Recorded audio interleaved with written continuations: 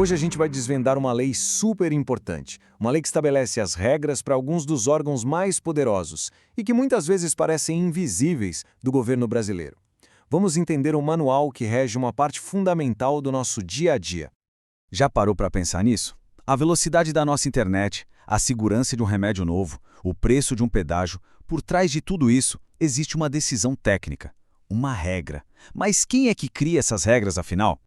A resposta está aqui. São as agências reguladoras. Nomes como Anatel, Anvisa, ANAC, com certeza são familiares, né? Elas são, digamos, entidades especiais que regulam setores inteiros da economia e da nossa vida. E a lei que a gente vai analisar hoje é justamente o manual de instruções que todas elas devem seguir. Para a gente entender bem como essa lei funciona, nosso roteiro de hoje vai ser o seguinte. Primeiro, vamos ver o que torna essas agências tão especiais.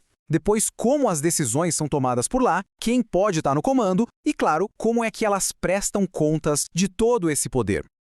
Então vamos lá, começando pelo começo. O que, afinal de contas, faz uma agência dessa ser especial?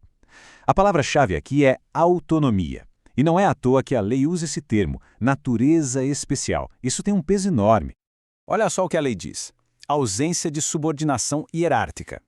Parece complicado, mas na prática é simples. Significa que as agências foram criadas para tomar decisões técnicas, sabe? Baseadas em dados, na lei, e não na pressão política do momento, seja de um ministro ou da presidência. É isso mesmo. Em outras palavras, elas não têm um chefe direto no governo a quem precisam se reportar para cada decisão. E essa autonomia é fundamental para regular mercados tão complexos de um jeito estável e previsível, o que protege tanto quem consome quanto quem investe no país.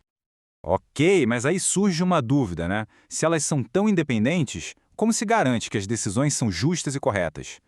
É aí que a gente entra na segunda parte, como a lei estrutura o processo para criar as regras de forma transparente. E olha, o processo é bem rigoroso. Antes de sair uma nova regra, a agência é obrigada a fazer uma análise de impacto regulatório, que é um estudo para entender os efeitos. Depois, a proposta é aberta para consulta pública, para todo mundo poder opinar, criticar, dar sugestões. Pode até rolar uma audiência pública para debater o assunto ao vivo. Só depois de tudo isso é que a diretoria toma a decisão final. E essa participação não é só simbólica, não. A lei estabelece um prazo mínimo de 45 dias para consulta pública. Isso garante tempo de verdade para que a sociedade civil, especialistas e empresas possam analisar a proposta e influenciar o resultado.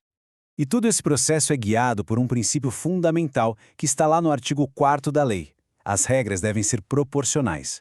O objetivo não é criar burocracia, mas sim resolver um problema real de interesse público e da forma mais eficiente possível. Bom, se as agências são autônomas e suas decisões impactam todo mundo, a pergunta que fica é: quem são as pessoas que lideram esses órgãos? E pode acreditar, a lei é extremamente rigorosa sobre isso.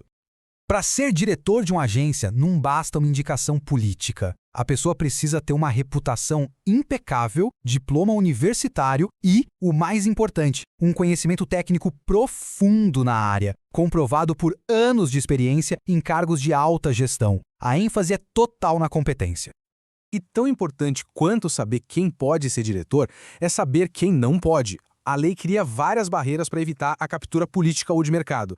Ministros, líderes de partido, gente que trabalhou em campanha eleitoral recente, líderes sindicais ou de associações da indústria, toda essa turma está vetada. O objetivo é bem claro: garantir a isenção. E aqui está um mecanismo crucial para a independência. Os diretores têm mandatos fixos de 5 anos e sem direito à recondução.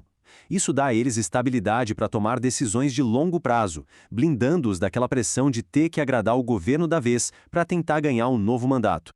Autonomia com competência é importante, mas não pode virar falta de controle, certo? E isso nos leva à pergunta final: como a sociedade e as outras instituições fiscalizam esses órgãos tão poderosos? A lei cria um sistema de mão dupla. De um lado, as próprias agências têm o dever de ser transparentes, publicando planos estratégicos e relatórios anuais bem detalhados. Do outro, existe a fiscalização externa, feita principalmente pelo Congresso Nacional e pelo Tribunal de Contas da União, que audita as contas e a gestão. E além disso, cada agência tem um ouvidor. O ponto-chave é que ele também atua de forma independente. Isso transforma em canal direto e forte para a sociedade, com poder para investigar reclamações e funcionar como mais um mecanismo de controle social. Resumindo, o que essa lei fez foi criar um manual de funcionamento padrão para todas as agências reguladoras. É um conjunto de regras claras para garantir que a autonomia desses órgãos seja usada com base em critérios técnicos, em processos abertos e numa forte estrutura de prestação de contas. Isso nos deixa com uma reflexão final. A lei estabelece um modelo ideal de governança, com exigências bem rigorosas para proteger as agências. Mas a questão que fica é, o manual de regras, por melhor que seja, é o suficiente para garantir que essa independência e essa transparência aconteçam de verdade, na prática, no dia a dia? Fica aí algo para a gente continuar observando.